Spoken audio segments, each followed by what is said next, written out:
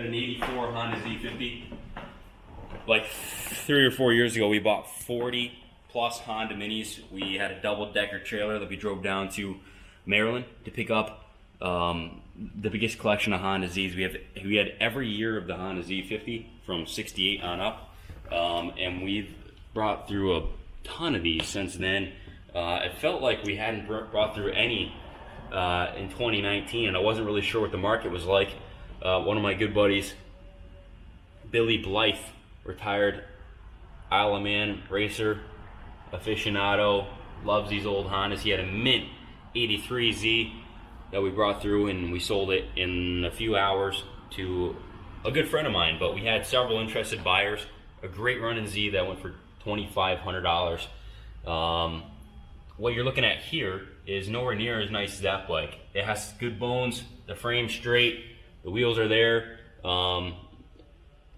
There's touch up throughout.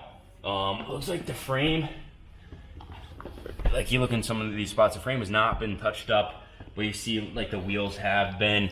The forks are straight, they're intact. We bought this bike in mid-Ohio. I rode the bike.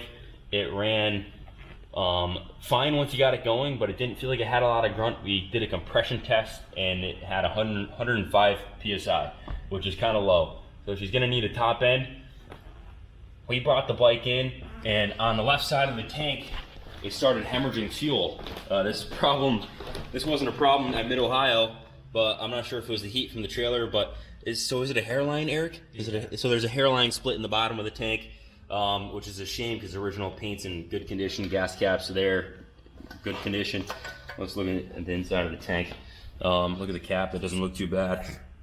Original bars are intact. Start or run off switch is present. Original front brake lever. The front brakes work great, and so do the rears. But yeah, so it looks like nothing out of the ordinary rust-wise in the tank. No major rust issues, but there's a slit. So I'm not sure if that happened from the heat or what. Also, the boys were saying that she didn't have spark anymore. But I will say I did ride this bike, so I'm gonna say that it has intermittent spark. And also the fuel tank issue. Do the top end, maybe take the frame off and powder coat it.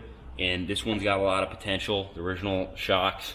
I think this is the original seat cover. It's got a few nicks, I can't really tell. But guys, it is what it is. You know what? I think these are even the original grips. But definitely a bike that's been ridden, a bike that's been loved.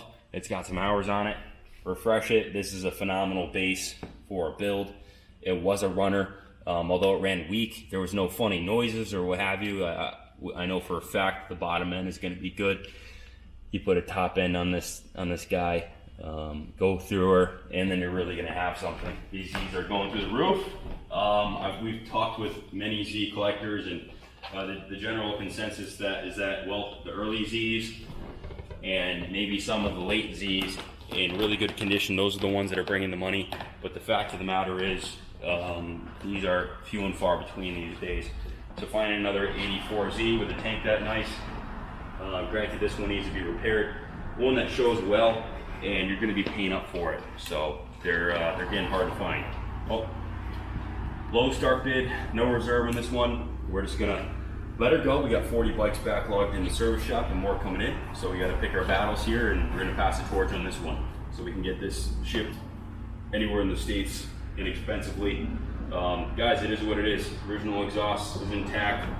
Pegs are present and straight. Looks like the left one's bent back a smidge, but the actual arm here, everything is in decent shape. So it is what it is, guys. Any questions, give us a ring. 860-454-7024. Good luck bidding, guys, and God bless America.